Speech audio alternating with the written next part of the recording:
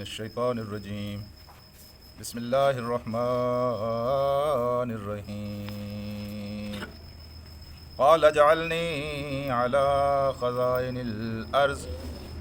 قال اجعلنی علی خزائن الارض انی حفیظ علیم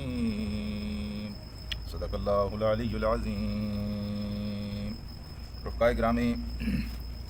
آج کی آیت قرآن مجید کی تفسیر کے اعتبار سے مشکل ترین آیت ہے، اور یہ مشکل اس لیے ہے کہ اللہ تبارک و تعالیٰ نے اپنے لیے عہدہ طلب کرنے کو بھی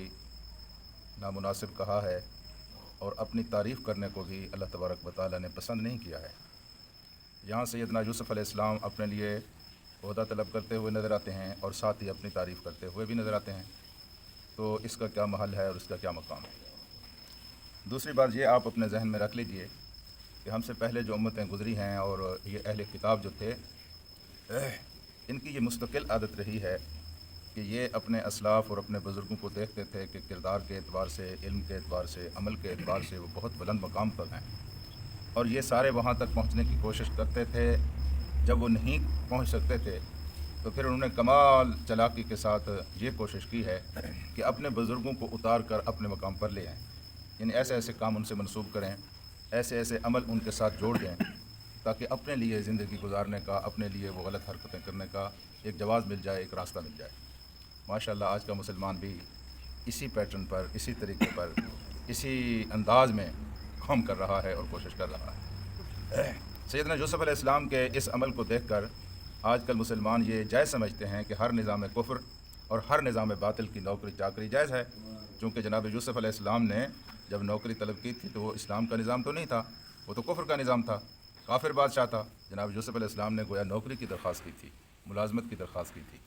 اور دوسرا وہ اس لیے بھی اپنے لیے ایک جائز کا فتویٰ تلاش کر لیتے ہیں کہ دیکھیں نا، یوسف علیہ السلام نے اپنی تعریف کی ہے تو ہم اپنی تعریف کیوں نہ کریں۔ تو یہاں یہ وضاحت بہت ضروری ہے کہ خدا کے نبی جتنے بھی ہیں وہ اس دنیا میں محض اس لیے تشریف لاتے ہیں کہ وہ خدا کے دین کو غالب کریں، اللہ کی مرضی کو اللہ کے بندوں پر چلائیں۔ یہ سب سے بڑا کام ہے کہ میرا گھر ہے تو اس کے اوپر مرضی بھی میری چلنی چاہیے، میرے بچے ہیں تو اس کے اوپر حکم بھی میرا چلنا چاہیے، میری بیوی ہے اس کے اوپر میری اتھارٹی قائم ہونی چاہیے، میری مرضی چلنی چاہیے، کسی دوسرے کی نہیں چلنی چاہیے۔ ایک منطقی بات ہے، ایک اصولی سی بات ہے، سب کو سمجھ آتی ہے کہ سب کچھ جب میرا ہے تو میرا حکم چلنا چاہیے، ہاں جی۔ تو اس حکم کو قائم کرنے کے لیے اللہ کے نبی تشریف لاتے رہے، اور جتنے آپ دیکھیں خدا کے نبی ہیں سب نے آ کر یہی کام کیا ہے۔ تو جہاں اللہ کی مرضی نہیں چل رہی تھی اور کسی دوسرے کی مرضی چل رہی تھی، خدا کے نبیوں نے آ کر اس کو ٹارگٹ کیا ہے، اس کو چیلنج کیا ہے، اس کے خلاف جنگیں لڑی ہیں، اس کے خلاف جد و جہد کی ہے، اپنی جانیں دی ہیں، جانیں لی ہیں۔ ایسے بھی حضرت موسیٰ علیہ السلام کے ساتھ جس کی جنگ ہوئی، یا حضرت موسیٰ علیہ السلام نے جس کے ساتھ جنگ کی، وہ کون تھا؟ وہ کوئی خانقاہ کا پیر تو نہیں تھا، وہ کسی مسجد کا ملا تو نہیں تھا، وہ وقت کا بادشاہ تھا، جس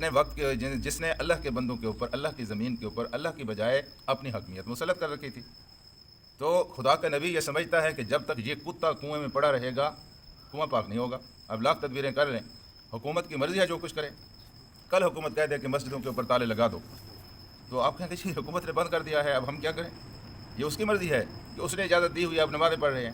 تو اقتدار جو ہے یہ اللہ کے لیے حاصل کرنا، یہ صرف ایسی چیز نہیں ہے کہ مل جائے تو مل جائے، یہ بہت ضروری ہے۔ جب تک یہ نہیں ہوگا دنیا شر پسندوں، خدا سے پھرے ہوئے لوگوں کے ہاتھ میں اسی طرح تماشا بنی رہے گی جس طرح آج تماشا بنی ہوئی ہے، کہ خدا سے باغی اور خدا سے پھرے ہوئے لوگ، سارے اقتدار ان کے ہاتھ میں ہے، اور وہ اللہ کی مخلوق کو سکھ دینے کی بجائے ان کو بالکل انہیں برود کے ڈھیر پر بٹھایا ہوا ہے، اور اپنی خواہشوں اور اپنی مرضیوں کو استعمال کر کے لاکھوں انسانوں کو وہ مروا دیتے ہیں، جغرافیہ تبدیل کر دیتے ہیں، املاک کو فنا کر دیتے ہیں، جی شجر و حجر اور جو کچھ بھی ان کے سامنے آتا ہے اس کو ملیا کمیٹ کر دیتے ہیں۔ یہ نتیجہ اس بات کا کہ خدا سے پھرے ہوئے لوگ منصب اقتدار پر آئیں گے تو وہ یہی کام کریں گے جو اس وقت جو کام ہو رہے ہیں۔ آپ اندازہ لگائیں، اگر اس وقت جہاں یزید بیٹھا ہوا تھا کوئی خدا کا نیک بندہ بیٹھا ہوا ہوتا تو کیا حسین قتل ہو جاتے، شہید ہو جاتے؟ قتل نہ ہوتے۔ تو جب کوئی برا آدمی اقتدار پر بیٹھے گا اس نے یہ کام کرنا ہے۔ تو خدا کے نبی اس لیے تشریف لاتے ہیں، اور جس طریقے سے بھی ان کو یہ اقتدار ملے، ناجائز طریقوں حربوں کو چھوڑ کر جائز طریقوں سے، تو اس اقتدار کو سیدنا یوسف علیہ السلام نے گزشتہ 20 سال سے محنت کی تھی، اور ان کی محنت کا مطمع نظر یہی تھا کہ وہ اس زمین کے اوپر اللہ کی مرضی اور انصاف کے نظام کو نافذ کریں گے۔ جو ہی موقع آیا، کوئی یہ جزوی نوکری نہیں تھی، یوسف علیہ السلام نے اپنی نوکری کے لیے درخواست بادشاہ کو نہیں دی تھی، خود آپ سن کر آئے ہیں کہ کہ اللہ تبارک و تعالیٰ نے ان کو تمام اقتدار کی چابیاں عطا کر دی تھیں. اور آگے آپ سنیں کہ جب انہوں نے ایک وہ غلہ بھرنے کا پیمانہ وہ اس کے اندر رکھا، اپنے بھائی کے اس بوری کے اندر رکھا، تو ان بھائیوں نے جا کر جب اس کو پکڑا گیا تو وہاں یہی بات آتی ہے، قرآن حکیم کہتا ہے کہ بادشاہ کا وہ پیالہ، بادشاہ کا پیالہ. تو سیدنا یوسف علیہ السلام نے کوئی ماتحت ذیلی ادارے کی نوکری حاصل کرنے کی کوشش نہیں کی تھی، بلکہ انہوں نے کوشش یہ کی تھی کہ سارا اقتدار میرے ہاتھ میں آئے گا، اور میں جو بحران آ رہا ہے، اگلے والا جو بحران آ رہا ہے، میرے علاوہ کوئی دوسرا اس بحران کو سنبھال نہیں سکے گا. اور جب اس طرح کی کیفیت ہو تو نیک لوگوں کو آگے بڑھ کر آنا چاہیے تاکہ وہ برے لوگوں سے خدا کی مخلوق کی جان چھڑا سکے. یہ بالکل اسی طرح ہے کہ بس